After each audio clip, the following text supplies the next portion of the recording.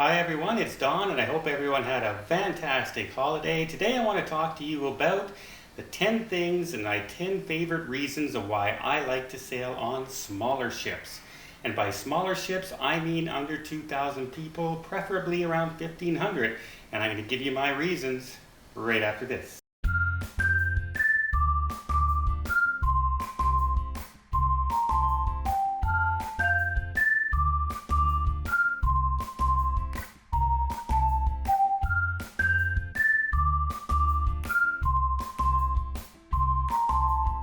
Quickly before we start, I just want to say to everybody, if you've noticed in the comments, I haven't been making comments, I haven't been answering people back. Some people might have tried to reach me the last couple days on email and I haven't gotten back to them right away. It's because when I got home from dog sitting, I discovered this in my place. I have no internet, no TV, no data service on my phone.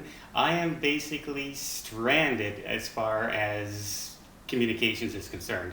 There's a technician arriving today. Hopefully they get me up and running. And if you start seeing comments, you know I'm up and running. But I just want to say that if you're waiting for a response or if you're waiting for an email, please excuse me. I've literally been stranded communication-wise. Right off the bat, number one has to be the smaller cruise ships are cheaper.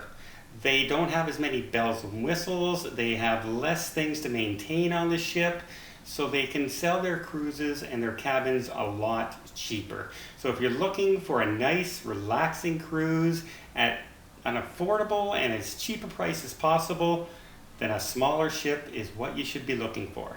Number two, obviously, the smaller ship holding 1,500 is going to feel way less crowded than a ship holding 6,500 people. So although the big ships do a good job of spreading people around, you'll find a lot more open space and places to get off by yourself on a smaller cruise ship easily compared to a large ship. Number three, what I really like about the small ships is the service you get, because the staff doesn't have to deal with as many people all at once. So bartender, for instance, in a bar isn't trying to get drinks out to 200 to 300 people. They're trying to get drinks out to 40 and 50 people. So it's a lot easier to get a one-on-one rapport with the service staff, and you just seem to have that better experience, almost like they're your friend coming in to clean your house as opposed to, a hotel maid coming in to clean your house, or you're heading to your neighborhood pub as opposed to the big bar that's opening in the city. So it gets a lot more one-on-one with the staff.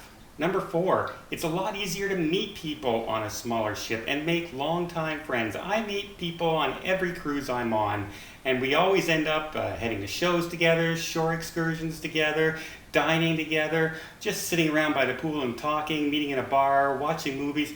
I meet people all the time, but it's a lot easier to do on a smaller cruise ship because you see the same people more often.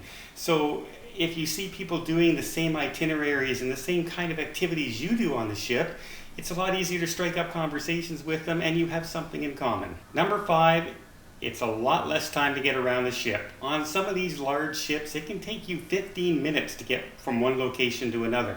The smaller ships, much less walk, much less lineups for elevators, and it's a quick jaunt normally to where you're going. You also don't get lost nearly as much on a small ship as you would on a large ship. So if you're one of those people who like to know their familiar surroundings, a small cruise ship, again, that's going to suit you fine. Number six, a smaller cruise ship can get into places where a large cruise ship can't. So it can dock in some places that the large ones can't and have to tender in.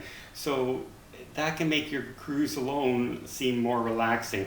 Also, it can go to ports that just aren't deep enough for large ships to sail into. So you can get some very unique itineraries by sailing on a smaller ship. Number seven is it just tends to be a more relaxing cruise.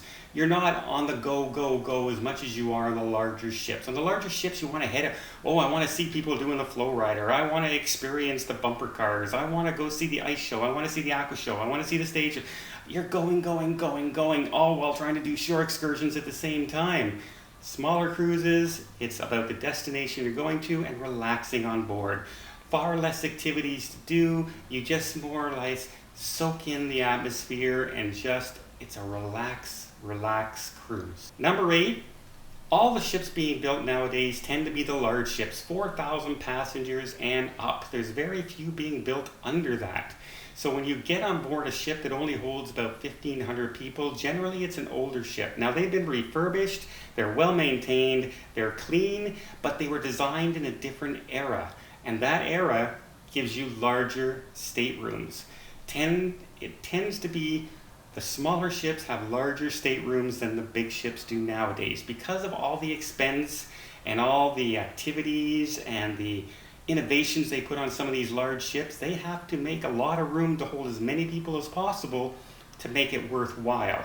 The smaller ships don't have to do that, so their staterooms tended to be larger. So if you like a larger stateroom, stick to the smaller ships. Number 9, a lot of people don't feel this way. They might think it is a con, but for me it's not. I don't get motion sickness.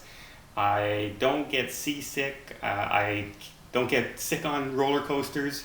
So I like to feel the waves on a small ship. I love it when there's a slight rocking at night when I'm trying to go to sleep. It's just like when you rock your baby to sleep, they fall asleep easier. The same with adults, believe it or not. If the rocking of the ship, I've had some of the best sleeps I've ever had with a slight rocking of the ship. I just sleep through the night, and that's not normally me. I'm up 9, 10, 12 times a night.